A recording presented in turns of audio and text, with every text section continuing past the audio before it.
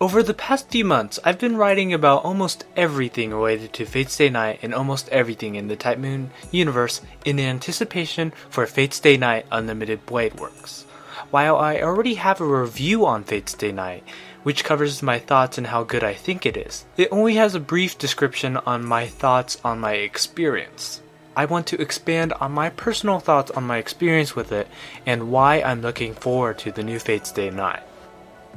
Warning, there may be a chance you may experience hype backlash due to this post and some minor spoilers. If you want to enjoy the show for what it is without knowing really anything about it, don't watch through this video.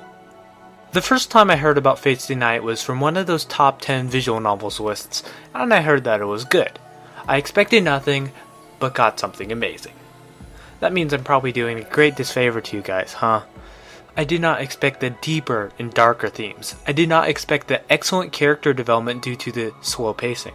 I did not expect to be blown away with ideals. I did not expect the epic fight scenes. I did not expect the character development to blow me away. And I did not expect the amazing atmosphere the game has. The best part about Fate Stay Night, to me, was that it held its ideals under a magnifying glass, showing you what it is while going deeply into what they all mean. Even though this game takes forever, they always have a focus and they always manage to keep you interested and entertained. The ideals of what it means to be a hero, what one has to do when confronted about his life and ideals, and last but not least, Shiro's ideals versus reality are just some of the things that got me hooked into the story. What does it mean to be a hero? What is good and what is bad? Is sacrificing a few for the many okay? Would you strive for your dreams even if they were impractical? What does it mean if your ideals are borrowed? And in the age-old question of world peace, what does that actually mean?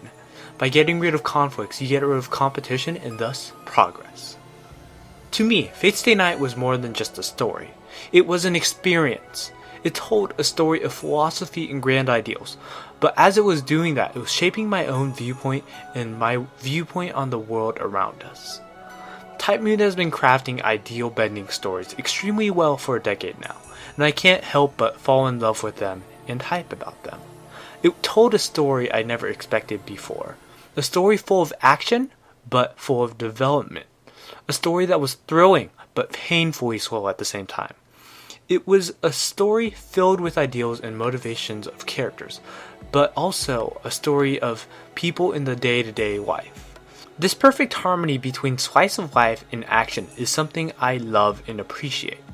While I wasn't immediately drawn into what Fate Stay Night was trying to do at the beginning, as it sunk in, I enjoyed it more and more, and it started to influence my viewpoint on the world more and more. It was my gateway drug into the Gnostiverse, and it led me into more experiences like Cardinal Kyokai, Carnival Phantasm, Fate Hall Ataraxia, Fate Extra, and so on.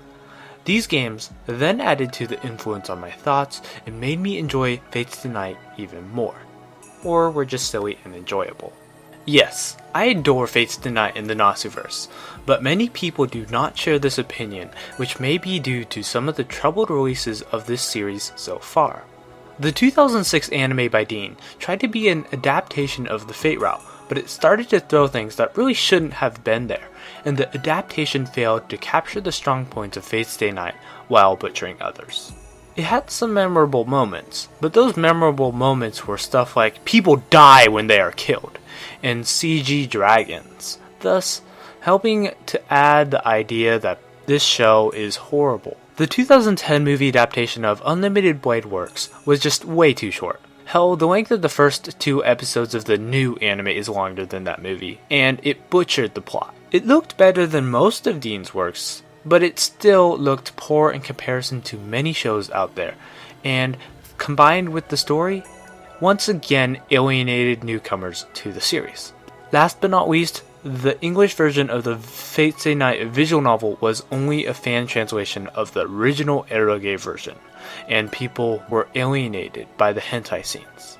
The new Fate Stay Night has an opportunity to debunk these viewpoints. Which leads us to the new Fate Stay Night.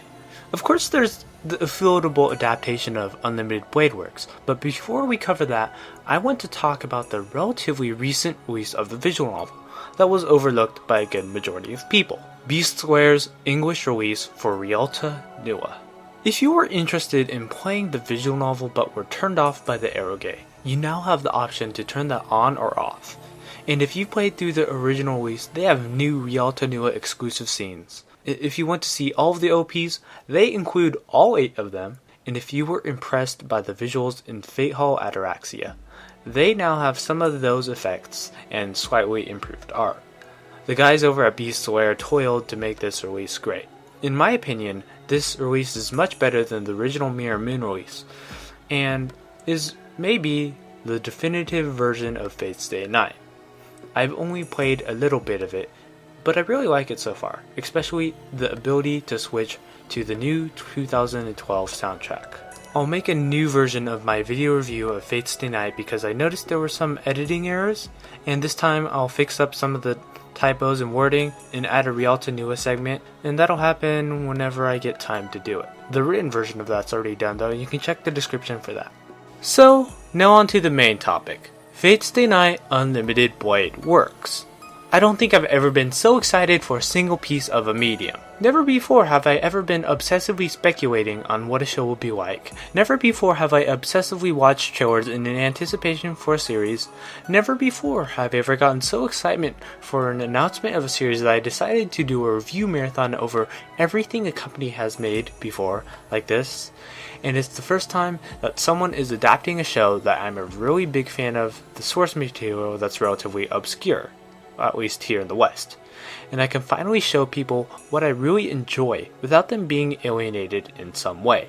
People finally have the chance to see the story from the original VN shown in a way that is amazing without having to go through the long game. I'm finally looking forward to seeing the fight scenes in the way they should be in, and I'm really looking forward to some of the best visuals that anime has to offer.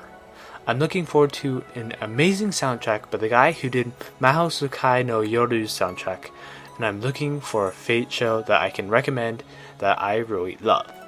From what I can tell, it looks amazing, and I'm looking forward to the execution of it.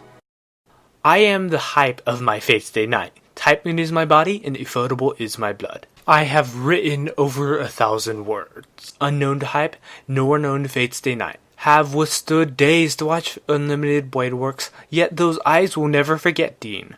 So as I pray, Unlimited Hype Works.